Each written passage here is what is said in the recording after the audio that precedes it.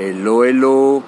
Alors tout d'abord, un grand merci pour tous vos commentaires et pour l'intérêt que vous portez à un coaching juif qui mêle en même temps foi et coaching moderne. Je pense que c'est d'ailleurs la meilleure façon d'aborder cette période compliquée que nous sommes en train de traverser.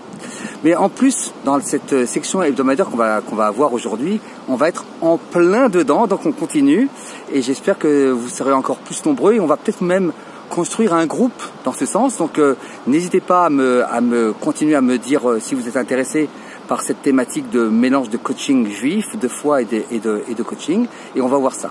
Alors dans la section hebdomadaire de cette semaine, on voit l'ouverture de la mer Rouge, alors que les Hébreux sont poursuivis par les Égyptiens. Qu'est-ce qui va se passer? Qu'est-ce qu'on va leur demander? Dieu va leur demander de faire un pas, un simple petit pas, et le miracle va arriver. Ça veut dire quoi? Ça veut dire qu'on est vraiment là, pour le coup, dans notre thématique, à savoir, j'agis, mais je sais que je suis astreint. Attention, la phrase est un petit peu compliquée.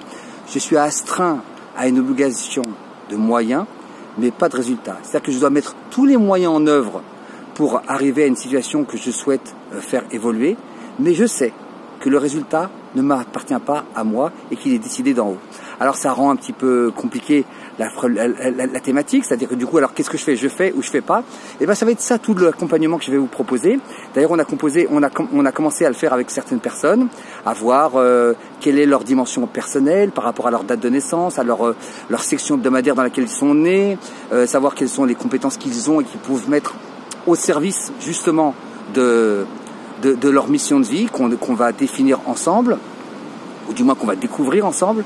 Et donc c'est exactement ça qui se passe avec les Hébreux dans notre paracha, où il va falloir agir.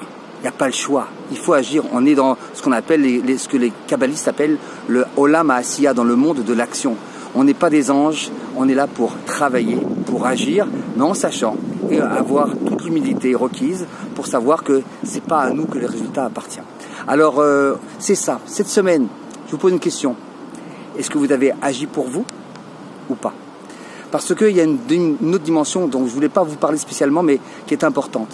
C'est une dimension de renaissance. Quand les Juifs, quand les Hébreux vont rentrer dans l'eau, ils rentrent ce qu'on appelle dans le cœur de la terre, dans la mer, dans l'utérus, on va dire, planétaire.